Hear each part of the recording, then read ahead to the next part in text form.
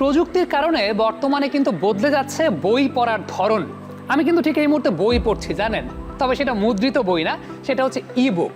Ebook বলি, audio book বলি, এগুলো কিন্তু বর্তমান সময়ে জায়গা দখল করে নিয়েছে বলবো না, তবে কাজকে অনেক সহজ করে দিচ্ছে। সবকিছু মিলিয়ে আমার কাছে ব্যক্তিগতভাবে মনে হয় যে বর্তমানে এই সুবিধাটা মুদ্রণ শিল্পের প্ল্যানিংয়েও পরিবর্তন আনছে।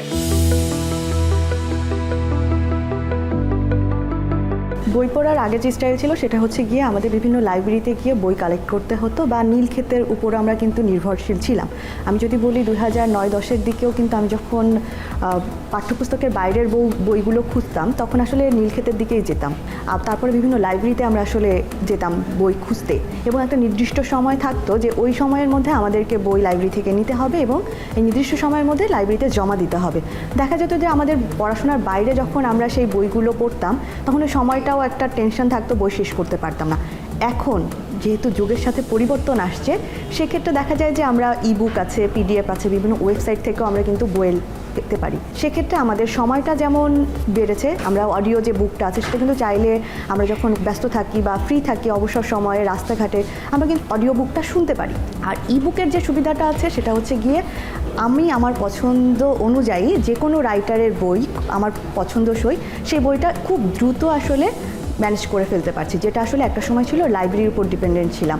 এতে যেটা হয়েছে সেটা হচ্ছে আমাদের বই পড়ার আগ্রহটা কিন্তু আগের থেকে বেড়েছে, এবং এই যে অডিও বুক এটা আমাদের জন্য খুবই হেল্পফুল এই কারণে যে অডিও বুকটা আসলে আমরা শুনতে পাচ্ছি এবং আমরা পুরো ঘটনাটা, পুরো গল্পের যে জিসটা সেটা পুরোটাই আসলে নিতে পারি। ইবুকের কারণে যেটা সুবিধা হয়েছে, আমরা কিন্তু শুধুমাত্র দেশি রাইটার না, আমরা বিদেশি বিভিন্ন রাইটারের বইগুলো খুব ইজিলি অ্যাক্সেস করতে পারছি এবং পড়তে পারছি।